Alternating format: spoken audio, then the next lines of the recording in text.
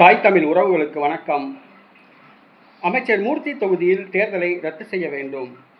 அமைச்சர் மூர்த்தி தொகுதியில் தேர்தலை ரத்து செய்ய வேண்டும் என்ற தலைப்பில் இந்த காணொளியை காண்கிறோம். தமிழக பத்திரப்பதிவுத்துறை அமைச்சர் மூர்த்தி மதுரை கிழக்கு தொகுதியில் போட்டியிடுகிறார்.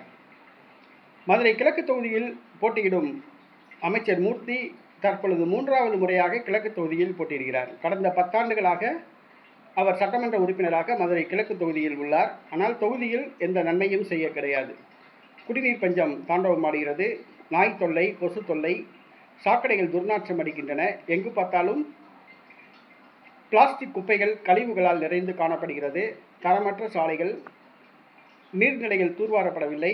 கருவேல மரங்கள் அடர்ந்து காணப்படுகின்றன.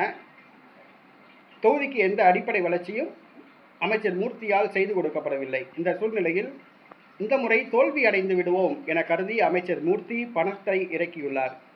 விடிய விடிய அமைச்சர் மூர்த்தியின் ஆதரவாளர்கள் பணத்தை பட்டுவாடா செய்துள்ளனர் வாக்காளர்களுக்கு. மதுரை கிழக்கு தொகுதிக்கு உட்பட்ட சங்கீத் நகர், செல்லையா நகர், சஞ்சய் நகர், ஆனையூர் ஆகிய பகுதிகளில் விடிய விடிய அமைச்சர் மூர்த்தியின் ஆதரவாளர்கள் பணப்பட்டுவாடா செய்துள்ளனர். வாக்குக்கு 1500 கோடி ரூபாய் கொடுத்துள்ளனர். மன்னிக்கவும், வாக்குக்கு 1500 ரூபாய் வழங்கியுள்ளனர். ஏறத்தாழ 100 கோடி ரூபாய் வரை செலவு செய்துள்ளனர். அமைச்சர் மூர்த்தி 100 கோடி ரூபாய் வரை வாக்காளர்களுக்கு பணப்பட்டுவாடா செய்துள்ளார். இந்திய தேர்தல் ஆணையம் தலையிட்டு மதுரை கிழக்கு தொகுதி தேர்தலை நிறுத்தி வைக்க வேண்டும். ஜனநாயகம் காக்கப்பட வேண்டும். பணம் பட்டுவாடா செய்வதை தடுத்து நிறுத்த வேண்டும்.